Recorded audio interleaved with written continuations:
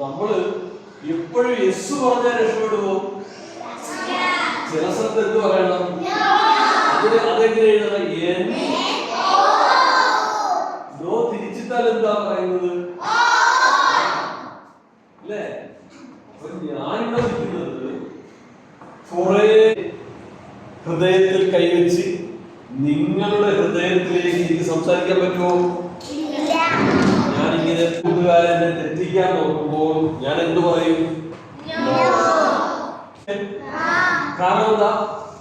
ഈ സ്റ്റോപ്പ് കാണിച്ചാൽ അവിടെ എന്തോ കാര്യം നടക്കുന്നുണ്ട്, വേറെ വണ്ടികൾ വരുന്നുണ്ട്, അതുകൊണ്ട് ഇവിടെ നിൽക്കൂ എന്ന് പറയുന്നതാണ് സ്റ്റോപ്പ്, അല്ലേ?